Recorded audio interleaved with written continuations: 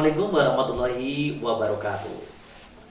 Alhamdulillah, la haula wala quwata illa billah.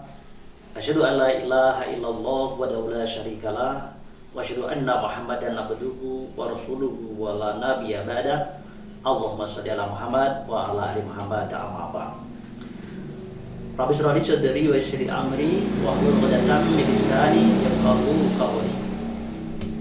Ya ayyuhalladzina amanu ista'inu bis-sabri was-shalah innallaha ma'as sabirin. Pemirsa yang beriman, alhamdulillahirabbil alamin. Mari kita pertama dan utama memanjatkan rasa syukur kita kepada Allah Subhanahu wa taala. Pada kesempatan saat ini kita diperjumpakan oleh Allah Subhanahu wa taala dengan suasana yang sehat walafiat lahir dan batin. Apalagi dalam kehidupan yang sulit. Mengapa kita mengatakan sulit? Karena dengan berbagai cobaan dari Allah Subhanahu wa taala seakan-akan kita terkekang. Tetapi semangat kita yang luar biasa menghadapi kehidupan yang saat ini, alhamdulillah Allah berikan kekuatan lahir dan batin kita bagaimana memperjuangkan keimanan kita tetap kuat. Kita senantiasa selalu bermunajat kepada Allah, memohon agar kehidupan kita senantiasa mendapatkan perlindungan dari segala macam bahaya. Pemirsa yang beriman, kita sadar bahwa saat ini di tengah-tengah kehidupan yang bertepatan dengan bulan suci Ramadan, beda dengan tahun-tahun yang lalu pelaksanaan Ramadan. Mengapa beda? Menyeluruh di seluruh dunia merasakan, dan tidak asing kita kenal dengan wabah corona yang saat ini kita ada bersama. Untuk itu hadirin pendengar yang berbahagia,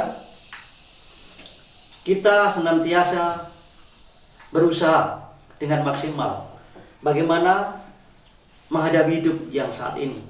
Tentunya kita kembali kepada firman Allah Subhanahu wa taala pada ayat yang awal tadi saya sampaikan dari surah Al-Baqarah ayat 153. Di sana disebutkan bahwa kepada orang-orang yang beriman kita harus memusatkan atau kita berkonsen dalam kehidupan ini memohon pertolongan kepada Allah dengan kesabaran dan sholat.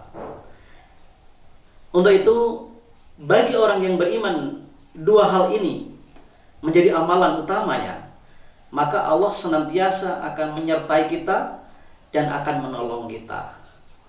Untuk itu pemirsa yang beriman, barang tentu kita pada saat ini harus bisa mengambil sikap mengamalkan dua hal tadi untuk memohon pertolongan kepada Allah SWT, yaitu dengan perilaku sabar dan sholat. Ternyata dari dua hal ini betul-betul ada yang mempraktekkan dalam kesehariannya dengan penuh istiqomah. Saya pernah menanya kepada salah seorang ibu dari kisah ini, memahami konteks ayat ini sederhana sekali, bahwa Allah akan menyertai kita dengan syarat hanya dua hal, sabar dan sholat. Maka simbah yang saya akan ceritakan ini, yaitu namanya Mbah Iem, pedagang tempe. Ternyata setelah sederhana ia menghafalkan ayat ini. Dengan pedagang tempenya, ternyata bisa melakukan pertama dengan kesabarannya. Kesabarannya ini adalah sudah tiga hal yang dilakukan. Pertama, sabar dalam kebaikan atau ketaatan. Terus yang kedua, sabar dalam larangan-larangan. Terus yang ketiga, sabar dengan musibah. Simba ini luar biasa, Buyem itu namanya, dagang tempe namanya nih. Usahanya dagang tempe, tapi 3 hal yang dilakukan: sabar dalam ketaatan, sabar dalam larangan Allah, dan juga sabar terhadap musibah. Bayam ini ceritanya dagang tempe, dan dalam dagang tempenya ini begini. Jadi dari kesabaran itu ternyata ada hikmah di balik kesabaran itu. Setiap hari Buyem ini berusaha bagaimana memproses tempenya agar tempe itu jadi tempe dijual. Itu kehidupan seharinya seperti itu. Proses jadilah tempe, jual. Proses jadilah tempe, jual, begitu terus setiap hari. Tetapi di suatu saat itu pernah terjadi proses gagal, tidak jadi tempe, tidak jadi menjual. Tetapi Bule Jem ini Masya Allah tetap sabar. Ia istiqomah menjalankan 3 tadi. Ingat bahwa firman Allah, kita harus mohon pertolongan kepada Allah dengan sabar, sholat. Ia tidak meninggalkan itu. Selalu ingat sabar, sholat. Itu selalu ia lakukan. Bule Jem itu. Suatu ketika pernah gagal total, usahanya tempe itu gagal. 100% gagal. Proses tempenya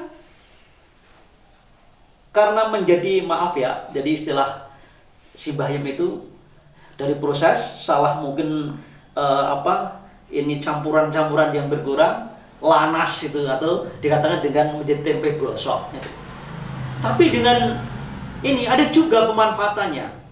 Setelah jadi tempe gosok pun banyak ternyata yang beli. Ya. Tapi pernah juga gagal kalau 100%, akhirnya mengambilkan modal dari awal lagi. Tapi suatu ketika, ya, dengan kesabarannya itu, ya, Buyem ini ketika pagi hari dari proses tempenya dilihat tempe yang diproses belum jadi tempe. Dia sabar nyebut pada Allah, ya Allah, jadilah delay ini menjadi tempe. Itu di waktu duha. Ceritanya di waktu duha. Terus begitu masuk jam duhur, melihat proses tempenya lagi. Ya Allah, jadikanlah delay ini menjadi tempe. Sehingga besok pagi saya ke pasar, sudah jadilah tempe. Ya Allah, ternyata setelah ditengok proses tempenya belum jadi juga. Bule Jem ini tetap sabar. Dengan duhurnya tertata dengan baik, berdoanya tetap kepada Allah memohon pertolongan. Setelah itu nunggu ngasar, mudah-mudahan ya Allah ngasar nanti tempe ini sudah bisa dan bisa jadi, dan besok pagi saya bisa ke pasar. Itu harapannya Bule Jem itu. Mudah-mudahan nanti maghrib jadi, mudah-mudahan nanti isya jadi. Doanya seperti itu. Gak ketahuan juga. Maghrib ditinggal. Setelah sholat tidak ditengok. Setelah sholat maghrib tidak ditengok, ya.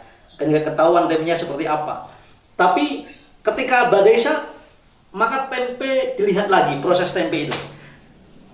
Ternyata tempe belum jadi juga. Ya Allah, besok pagi sudah akan bawa ke pasar ya Allah. Menjadikanlah proses delay ini besok pagi betul-betul jadi tempe ya Allah. Tidak ada yang kami bisa untuk mengadu melainkan kepadamu ya Allah. Maka jadikanlah besok pagi ini tempe yang sekarang berproses ini besok pagi jadi tempe ya Allah. Terus sholat malam, bangun jam 3 Bule Jem ini. Setelah sholat malam, maka dilihatlah tempe. Proses tempe terus dilihat atau dipantau perkembangannya. Setelah sholat malam pun tempe ternyata belum jadi. Bule Jem tetap sabar, tetap berzikir kepada Allah Subhanahu wa Ta'ala. Ini termasuk Bule Jem ini adalah sabar dalam menerima ujian yang seharusnya tempe ini besok pagi harus jadi. Sehingga waktu subuh datang. Ya Allah, mudah-mudahan pada subuh ya Allah, tempe ini jadi ya Allah. Besok pagi kalau sudah matahari terbit akan saya bawa ke pasar, saya jual di pasar, bisa untuk modal lagi untuk berikutnya ya Allah. Nah, ternyata pada subuh ini dilihat lagi tempe. Masya Allah, atas petunjuk Allah juga ya. Ini ada atas kehendak Allah Subhanahu wa taala. Ternyata tempe belum jadi. Belum jadi, masih bentuk bahasanya Bayem itu blibar begitu. Bahasanya ini blibar seperti itu. Ya, masih blibar tapi sudah agak rekat-rekat begitu. Dibawalah setelah sholat subuh, matahari sudah naik ya sekitar pukul 6:30, maka walaupun belum jadi tempe, maka tempe Bayem ini dibawalah ke pasar. Setelah sampai di pasar, sudah seperti biasa kan kirinya juga dagang tempe kan kirinya. Dan para pelanggan kecewa ketika tempenya Bayem ini tidak jadi karena masih blibar. Ya. Sudah tempe tetangganya habis, kiri habis, depan habis, semuanya habis, tinggal Bayem itu yang belum jadi tempe sehingga tidak bisa terjual. Tetapi di kala itu kita nggak tahu karena Allah hanya memutuskan rencana seseorang. Manusia hanya merencanakan. Yang memutuskan rencana adalah Allah SWT. Apa yang terjadi oleh Bayem ini? Sudah siang, pasar hampir bubar, pedagang tempe kanan kiri depan teman-temannya di tata ruang itu sudah pulang karena sudah habis dagangannya, tinggal Bayem yang di situ. Semua tempenya belum terjual karena belum jadi. Tetapi atas kehendak Allah, pemeriksa yang beriman, ada orang yang mengagetkan di saat itu. Geplak Bayem ini dari belakang. Apa ya namanya, geplak dari belakang begini. Dari bahasa Bayem ini geplak dari belakang. Dan setelah itu Bayem kan jadinya ngelengak kan begini kan, menengok ke belakang. Ini ada seorang ibu-ibu. Ada seorang ibu-ibu masih muda. Tanya dengan Bayem itu, "Bu, apakah ibu masih punya tempe?" Dengan kagetnya Bayem menjawab, "Ya Allah, semoga tempe ini sudah jadi ya Allah." Berdoanya semoga tempe ini sudah jadi. Bayem langsung jawab, "Oh, tesik gadah niki." Jawabnya Bayem begitu, "Masih, monggo. Tapi Bu, saya belinya ini bukan tempe yang sudah jadi. Saya tuh mau beli tempe yang belum jadi, yang baru ini yang menjamur atau gimana itu, bibar atau gimana itu." Langsung Bayem berdoa, "Ya Allah, semoga dele ini belum jadi tempe, masih bibar ya Allah. Karena saat ini ada orang yang membutuhkan ya Allah. Semoga belum jadi tempe beneran, masih tetap bibar ya Allah." Nah, langsunglah dibuka. Karena yang dibutuhkan oleh salah satu ibu ini, yang masih ibu muda itu, tempe yang belum jadi. Maka dibukalah tempe Bayem itu. Dengan izin Allah, dengan ridha Allah, dengan kesabaran Bayem, ternyata tempe itu memang belum jadi, masih bibar, baru bergabung. Dimungkin besar 3 hari ke depan masih bagus tempenya itu. Nah, untuk itu Bayem, "Masih ada Bu, monggo silahkan." Lalu seorang perempuan ibu muda itu, "Bu, ini saya beli semua. Masih ada berapa?" "Aduh Bu, ini memang cukup banyak Bu. Masih ada 4 tenggok. Nah, bahasanya 4 tenggok. Terus berapa nilainya Bu? Ini nilainya ada 500.000. Nah, 500.000. Udah, saya beli semua. Ya. Setelah dibeli, udah kemas oleh Bayem, berikanlah tempe itu ke salah satu ibu yang beli tadi. Ibu langsung salaman kepada Bayem, "Bayem, saya terima kasih karena ibu sudah memberikan kemudahan untuk saya, dan tempe alhamdulillah yang saya harapkan, tempe yang belum jadi ternyata ibu masih punya. ini sedikit, ada rezeki dari Allah SWT yang 500 untuk beli tempenya ini ada titipan 3 juta untuk ibu, silahkan untuk modal ke depan. Nah, pemirsa, diambil dari cerita ini ya Allah ya Rabb, ternyata dari buah kesabaran itu luar biasa. Buah kesabaran luar biasa. Ternyata kejutan dari Allah. Manusia hanya bisa merencanakan sesuatu, tetapi ketentuan itu manusia tidak bisa menentukan. Allah lah yang menentukan. Salah satunya Bu Liem ini pedagang tempe yang teruji. Belum jadi. Dan akhirnya ternyata Allah punya rencana, punya skenario yang berbeda. Ada orang yang membutuhkan tempe yang belum jadi, bahkan diberi kejutan atas kesabarannya. Masya Allah, diberikan modal yang tidak sedikit. Menurut Bu Liem 3 juta tidak sedikit. Kesimpulannya hadirin pemeriksa yang berbahagia, dari ayat awal yang saya bacakan tadi 153 surah Al-Baqarah memang luar biasa. Marilah kita menghadapi hidup ini dengan penuh kesabaran dan menegakkan sholat.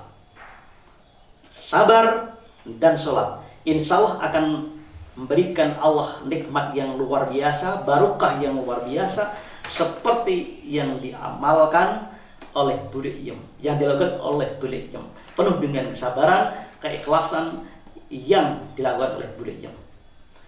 Saya pikir demikian pemirsa yang berbahagia. Semoga sedikit yang saya sampaikan ini bisa menjadi aspirasi atau kisah ini menjadikan dorongan untuk kita berbuat, beramal menuju untuk mendekatkan diri kepada Allah Subhanahu wa taala. Lebih kurangnya mohon maaf. Wassalamualaikum warahmatullahi wabarakatuh.